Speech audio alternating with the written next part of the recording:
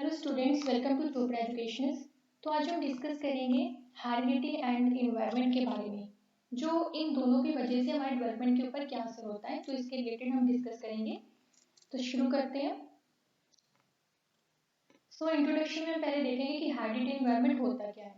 The individuals personality is a product of heredity and environment. अब हमें पता है कि जो एक पर्सन है, पर्सनैलिटी है कोई भी, वो प्रोडक्ट होता है हेरिडिटी का भी, इन्वायरमेंट का भी, क्योंकि उसकी डेवलपमेंट जो हुई है ना, उसके ऊपर उसकी हेरिडिटी का भी कुछ ना कुछ असर पड़ा है और उसके इन्वायरमेंट कंडीशंस का भी उसके ऊपर बहुत असर पड़ा है।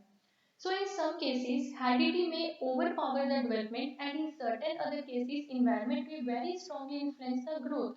मतलब कुछ केसेस हम ऐसे देखते हैं जिसमें क्या है, हेरिडिटी जो है ओवर पावर, मतलब हेरिडिटी ज्यादा इफेक्ट डालती है किसी पर्सन की डेवलपमेंट पर।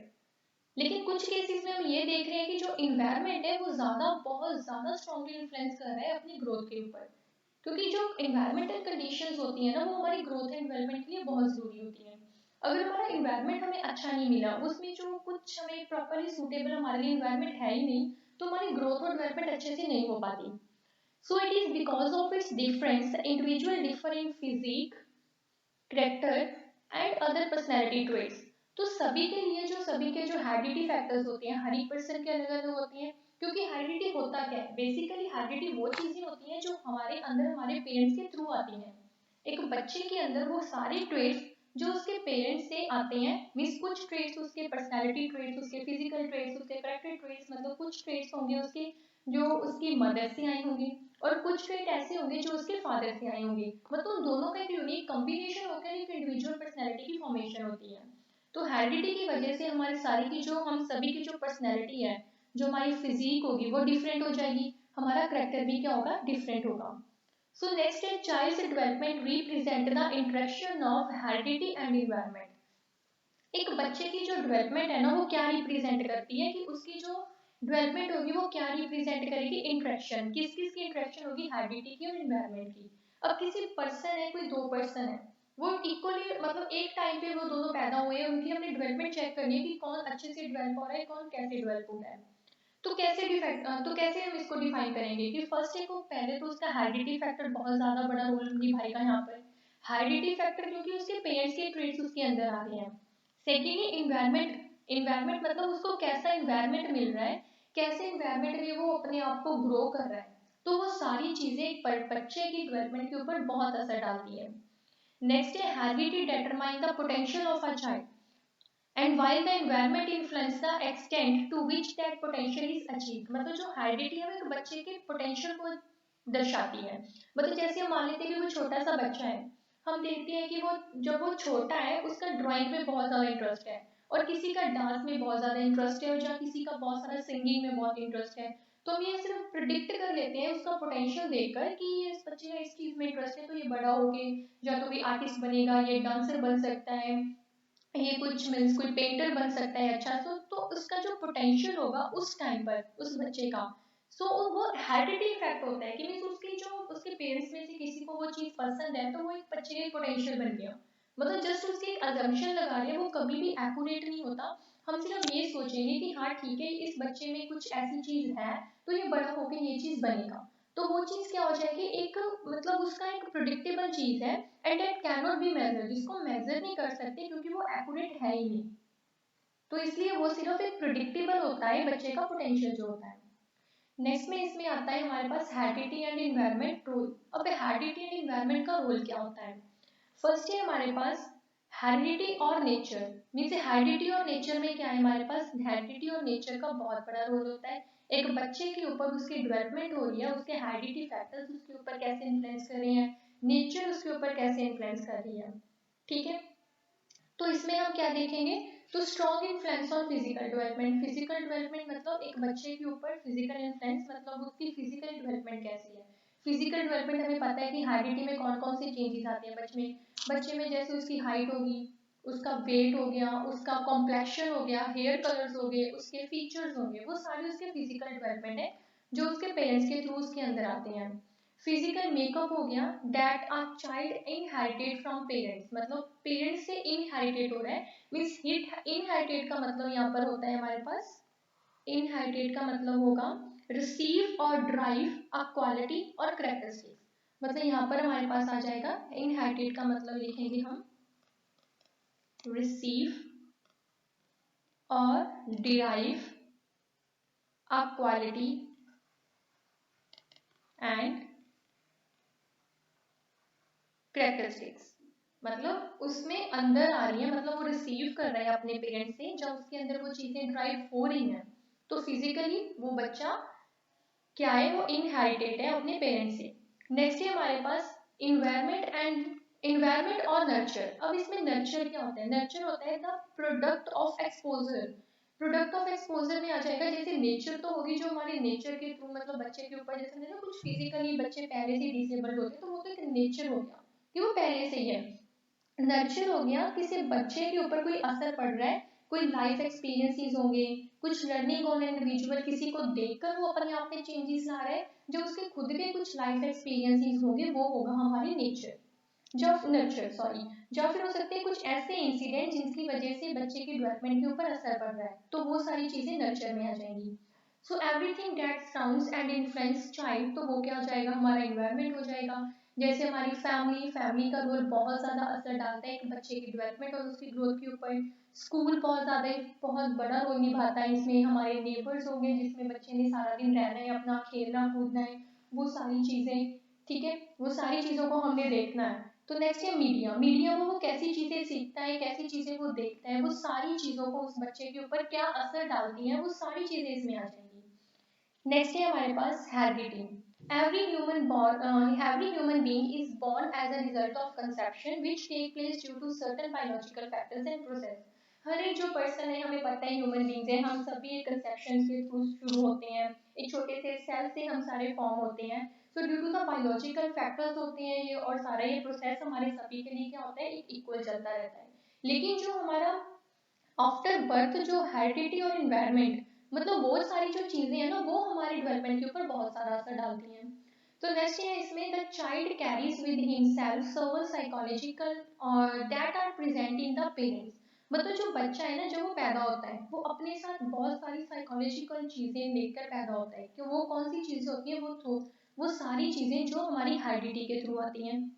मतलब वो सारी चीज़ें जो हेरिडिटी के थ्रू आती हैं। मतलब वो दिखता कैसा है, और उसका हेयर कलर कैसा है, उसका कॉम्प्लेक्शन कैसा है, उसकी आईज कैसी हैं, उसकी हाइट कैसी होगी, उसका वेट कैसा होगा, ये सारी चीज़ें आ जाएंगी हेरिडिटी। मतलब बच्चा वो सारी चीज़ें, वो हेरिडिटी जो फैक्टर्स होंगे उनके साथ पैदा होता है।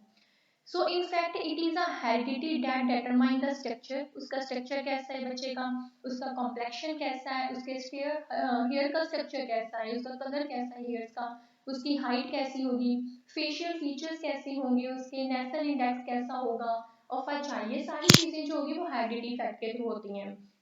Thus, the different type of genes help in the formation of a body। मतलब जो डिफरेंट टाइप्स ऑफ जीन्स होते हैं, मतलब कुछ जीन्स मदर के होते हैं, कुछ फादर के होते हैं, उन सभी का जो कॉम्बिनेशन होता है ना दोनों चीजों का, उससे एक बॉडी फॉर्मेशन होती है, मतलब एक बेबी का फॉर्म होता है। नेक्स्ट आ जाएगा इसमें हमारे पास heredity is passing on a traits of. मतलब कौन कौन से ट्रेड्स हैं जो हेरिडिटी को दर्शाते हैं। फर्स्ट है means from the parents to offspring. यहाँ पर ऑफस्प्रिंग हम बच्चों को बोलते हैं, ठीक है, दैट इज चिल्ड्रन। ऑफस्प्रिंग्स हमारे पास चिल्ड्रंस होते हैं। जैसे आइस उसकी किसके साथ है, अपने ये मतलब उनका ये बच्चा है, ये सन है, ये मॉम है और ये डैड। मतलब जो बच्चे की आइज है वो किसके रिलेट करती है, उसके फादर से।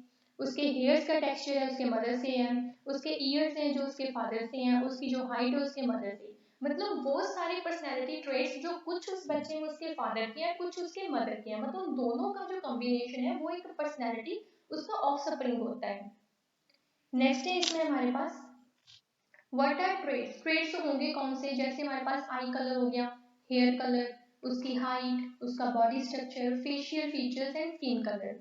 अब जैसे इसमें फर्स्ट पिक्चर में दिखाया गया है कि जो मदर है उसके हेयर्स रेड हैं और लाइट कलर की आईज है, लेकिन जो फादर है उसके ब्राउन हेयर्स है और डार्क आईज है एंड अ बिग नोज। और जो फॉर्मेशन हो रही है उस बेबी की और बच्चे की, वो क्या हो रहा है, ब्राउन हेयर उसके फादर के एंड अ बिग नोज। मतलब इसमें कौन से ट्रेड्स आ रहे हैं, उसके सिर्फ फादर के ट्रेड्स आ रहे हैं। नेक्स्ट है हमारे पास ग्रीन आईज है एंड थिक लिप्स, लेकिन फादर में डार्क स्किन है और डार्क आईज है। लेकिन जो फॉर्मेशन हो रही है उसमें क्या है, डार्क स्किन, मतलब उसके फादर की फॉर्मेशन, डार्क आइज वो भी उसके फादर की फॉर्मेशन, लेकिन थिक लिप्स मतलब वो उसके मदर की formation.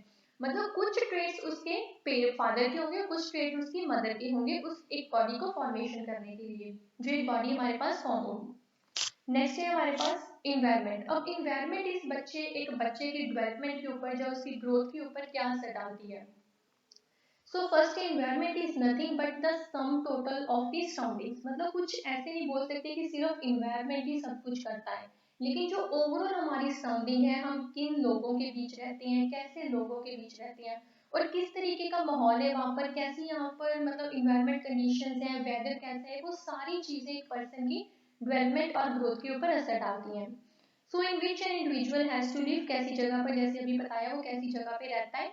Next is psychologically individual's environment is related to all those stimuli which he faces from the moment of fertilization till death। मतलब जब कंसेप्शन से लेकर उसके डेथ तक का पीरियड है, वो कैसे माहौल में रह रहा है, किस तरीके के इन्वायरमेंट में रह रहा है और कैसे लोगों के बीच में रह रहा है, वो सारी चीजें उसकी डेवलपमेंट और ग्रोथ के ऊपर प्रॉपरली असर डालती हैं। सो नेक्स्ट है हमारे पास environment is generally divided into two categories. तो हम इन्वायरमेंट भी हमारे पास दो तरीके का होता है, एक तो नेचुरल एक सोशल। अब नेचुरल इन्वायरमेंट्स होगा वो सेम चीजें, इन्वायरमेंट कैसा है मतलब वेदर कैसा है, वेदर कंडीशंस होगी, वो सारा हमारा नेचुरल इन्वायरमेंट हो गया। सोशल इन्वायरमेंट हमारी सोसाइटी कैसी है, कैसे लोगों के बीच हम रहते हैं, इसको आगे देखते हैं। सो इन्वायरमेंट इज वंस सराउंडिंग जैसे एक पर्सन है, एक कल्चरल वैल्यूज होगी उसकी, वो सारी उसके ऊपर का इफेक्ट करती हैं। कम्युनिटी कनेक्शंस हो गए, उसका मीडिया हो गया, होम स्कूल कनेक्शन कैसा है उसका, उसके पेरेंट्स की एम्प्लॉयमेंट कैसी है। अगर पेरेंट्स की एम्प्लॉयमेंट अच्छी होगी तो ऑब्वियस है कि बच्चा एक अच्छे तरीके से ग्रो करेगा, लेकिन अगर पेरेंट्स की एम्प्लॉयमेंट अच्छी नहीं है तो वो उस तरीके से बच्चे को प्रॉपरली ग्रो नहीं कर पाती, तो कहीं ना कहीं उसकी डेवलपमेंट और ग्रोथ में कुछ ना कुछ तो कमी रह जाती है। नेक्स्ट है रिलीजियस कम्युनिटी उसकी कैसी है। इकोनॉमिक इश्यूज बहुत ज्यादा आते हैं, इकोनॉमिक इश्यूज हो जाते हैं कि पर्सन उस लेवल तक कैपेबल है, लेकिन जो उसकी इकोनॉमिक कंडीशन है वो उसका साथ नहीं देती, तो उसकी वजह से भी कहीं ना कहीं क्या होता है, उसकी डेवलपमेंट रुक जाती है। एक्सटेंडेड फैमिली कैसी है, उसका पीयर ग्रुप कैसा है, उसकी हाउसिंग कैसी है, घर में उसका माहौल कैसा है, और स्कूल में उसका माहौल कैसा है, टीचर्स के साथ उसकी इंटरेक्शन कैसी है। और मेनली हम ये देखते हैं, ये सारी चीजें जो होती है एक पर्सन की डेवलपमेंट में आती हैं, लेकिन साथ ही साथ में ये चीजें भी आती हैं, इन सभी चीजों के इफेक्ट से जो पर्सन फॉर्म हो रहा है हमारे पास, उसके भी कुछ ट्रेड्स होते हैं, मतलब उसका बिहेवियर कुछ चेंज हो जाएगा। उसके बाद हम ये जज कर सकते हैं कि इन सारी चीजों के इन्फ्लुएंस के बाद उस पर्सन का जो बिहेवियर है दूसरों लोगों के साथ कैसा है, वो नेगेटिव बिहेव कर रहा है, पॉजिटिव कर रहा है, अच्छे से बात कर रहा है कि नहीं, उसके थिंकिंग पावर कैसी है, क्रिएटिव सोच रहा है कि नहीं सोच रहा, वो सारी चीजें उस पर्सन के ऊपर उसके डेवलपमेंट के लिए बहुत असर डालती हैं। नेक्स्ट है इन्वायरमेंटल फैक्टर्स। तो इन्वायरमेंटल फैक्टर्स होंगे जो फैमिलियल इन्फ्लुएंसेस होंगे। फर्स्ट है जैसे family can help you know the child need. एक पर फैमिली होती है जो हमारे बच्चे के बारे में मतलब अपने बच्चे के बारे में प्रॉपरली बता सकती है कि उसके बच्चे की क्या क्या नीड्स हैं। और family can help you incorporate the child's race and culture into the learning experience and environment. मतलब एक फैमिली होती है जो बच्चे के प्रॉपर लर्निंग एक्सपीरियंस और उसके इन्वायरमेंट के बारे में बताती है, क्योंकि इन्वायरमेंट तो उसकी फैमिली ने उसे देना है ना, कि वो घर पे कैसा उसको इन्वायरमेंट मिल रहा है, अच्छा मिल रहा है कि नहीं मिल रहा। अगर यहाँ पर हम एग्जांपल ले लेते हैं कि दो पर्सन है, ठीक है, दो स्टूडेंट्स हैं, वो स्कूल में जा रहे हैं। एक है जो घर से बहुत खुश होके आया है पढ़ने के लिए, तो उसका पढ़ाई में बहुत अच्छे से ध्यान लगेगा क्योंकि वो मेंटली प्रॉपर स्टेबल है, उसे बहुत अच्छा से इन्वायरमेंट मिला हुआ है, बहुत खुश है वो। और एक पर्सन ऐसा है कुछ वो घर से उसके घर का माहौल कुछ ठीक नहीं है, बहुत लड़ाई झगड़े वाला है, तो वो स्कूल तो आ जाएगा लेकिन वो फिजिकली स्कूल में प्रेजेंट होगा, लेकिन मेंटली वो काम पर होगा घर पे, क्योंकि उसके माइंड में वो सारी चीजें चल रही होगी जो मॉर्निंग वो उस घर पे देख के आया है कि घर पे क्या हो रहा होगा, अब क्या हो रहा होगा। तो उस टाइम पे क्या है कि बंदा मेंटली जो है स्कूल में एब्सेंट है, तो वो अच्छे से वो चीजों को सीख नहीं पाएगा, तो उसकी डेवलपमेंट में वो क्या हो रही है, कमी हो रही है। तो ये इन्वायरमेंट है ना जो बच्चे की ओवरऑल डेवलपमेंट पे बहुत अच्छा बहुत बड़ा असर डालता है। So next is family can help you know the child history. बच्चे की हिस्ट्री मतलब पहले से वो कैसा है, वो बच्चे की हिस्ट्री हो जाएगी, वो छोटे होते से वो कैसा है, कैसा बिहेव करता है दूसरों के साथ, वो सारी चीजें। Community can help you incorporate outside resources and services and community can help the family with resource and services. मतलब जो कम्युनिटी होगी वो फैमिली की हेल्प कर सकती है, इसमें ये सब है। नेक्स्ट है हमारे पास ज्योग्राफिकल इन्फ्लुएंसेस, जैसे हमने पढ़ा ज्योग्राफिकल इन्फ्लुएंसेस फर्स्ट जैसे इस पिक्चर में दिखा रहा है कि किस तरीके की जगह पर कैसे लोगों के बीच हम रहते हैं, तो उस तरीके की जो हमारी है वो डेवलपमेंट होती है। तो ये तो आपको पता है इसका कि हम जिस तरीके के और जिस एरिया में रहते हैं, एरिया नहीं बोल सकते, मतलब जिस माहौल में हम रहते हैं और कैसा वो माहौल है उसी तरीके से हम डेवलप होंगे, क्योंकि जो चीज़ हम देखते रहेंगे डेली बेसिस पर अपने, तो वही चीज़ें हमारे ऊपर असर डालती हैं। नेक्स्ट है स्कूल। स्कूल में क्या है, अब कुछ स्कूल्स होते हैं जिसमें जितना तो थ्योरेटिकल वर्क को एक थ्योरेटिकल वर्क को इंपॉर्टेंस मिलती है उतनी ही प्रैक्टिकल वर्क को मिलती है, मतलब स्टडी के साथ साथ स्पोर्ट्स को भी इक्वल इंपॉर्टेंस मिलती है। तो उस स्कूल्स में क्या होता है ना, बच्चे मेंटली भी, मेंटली और फिजिकली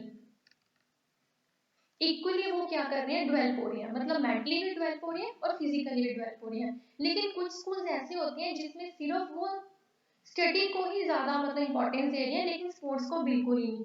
तो उस केस में क्या होगा, बच्चे मेंटली तो अच्छे से डेवलप हो जाएंगे, प्रिपेयर होंगे हर चैलेंजेस के लिए, लेकिन फिजिकल के लिए वो कभी भी चैलेंजेस नहीं कर फेस कर पाएंगे। तो स्कूल्स में क्या होना चाहिए, मेंटली और फिजिकली प्रिपेयर करने के लिए बच्चे को स्टडी के साथ साथ स्पोर्ट्स को भी इक्वल इंपॉर्टेंस ही देनी चाहिए।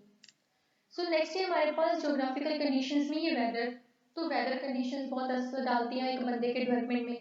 अगर कोई बंदा है जो मतलब ज्यादा सर्दी में नहीं सर्वाइव कर पाएगा, तो अगर हम उसे ठंडे इलाके में भेज दें तो वो प्रॉपरली अपने आप को उस तरीके से डेवलप कर ही नहीं पाएगा जैसे वो करना चाहता है।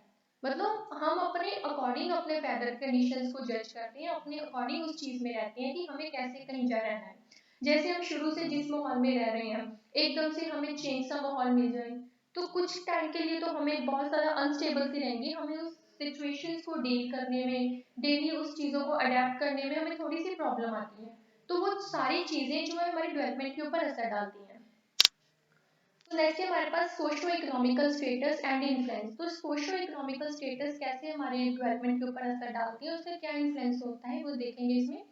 First is self awareness. Self awareness में कैसे है, recognizing one's emotion and values as well as one's strength and challenges. मतलब किसी के इमोशंस को रिकॉग्नाइज करना, उसकी वैल्यूज को भी देखना और उसकी स्ट्रेंथ और उसकी चैलेंजेस को, मतलब वो एक सेल्फ अवेयरनेस होती है कि हमें किसी के बारे में कितना पता है और कितना नहीं। नेक्स्ट है responsible decision making. Responsible decision making मतलब हमें अपने चीजों के लिए रिस्पॉन्सिबल होना है, अपने राइट एंड रॉन्ग्स को हमें जानना है, हमारे लिए क्या ठीक है क्या नहीं वो सारी चीजें हमें पता होनी चाहिए। जैसे इसमें हमारे पास आ जाएंगी हमारी मॉरल वैल्यूज होती हैं, जैसे so making ethical constructive choice about personal and social behaviour. मतलब हमें ये देखना है कि सिर्फ हम अपने फायदे के लिए चीजें नहीं कर सकते, मतलब ऐसे डिसीजन बनाने हैं कुछ जो दूसरों के लिए भी सही हो और हमारे लिए भी सही है। नेक्स्ट है relationship skill. Relationship skills means forming positive relationships. हमें दूसरों के साथ अच्छा बिहेव करना है, सिर्फ पॉजिटिव रिलेशंस ही बनाने हैं, कुछ लड़ाई झगड़े वाले नहीं बनाने। सो वर्किंग इन टीम, एक टीम के साथ वर्क करना है हमने।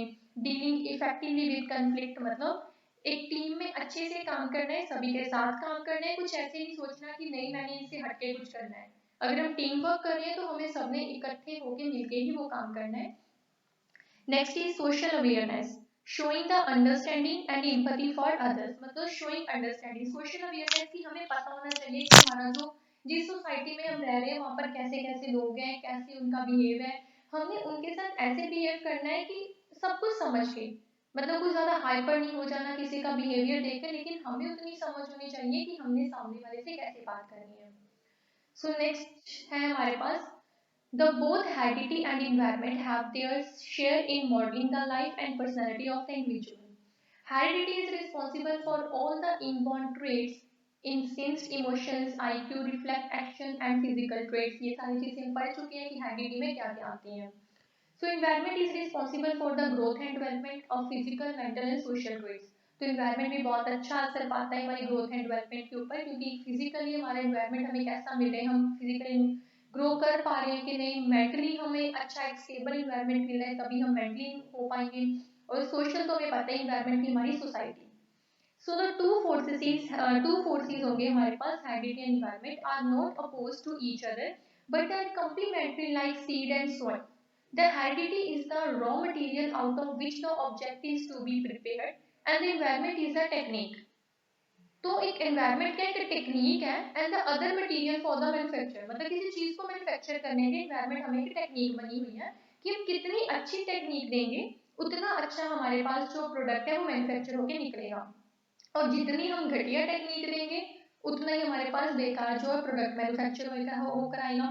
सो हमने एनवायरनमेंट कंडीशन कुछ ऐसी रखनी है कि जो हमारे सारे के सारे प्रोडक्ट्स हैं वो अच्छे से मैन्युफैक्चर हो सके। So two individuals of the same heredity might differ when put in dissimilar environments. अब हमें पता है कि दो पर्सन है वो दो इंडिविजुअल्स हैं, सिर्फ दो इंडिविजुअल्स हैं वो सेम हेरिडिटी, मतलब वो दो सिबलिंग्स हो सकती है quite different when put in dissimilar environments.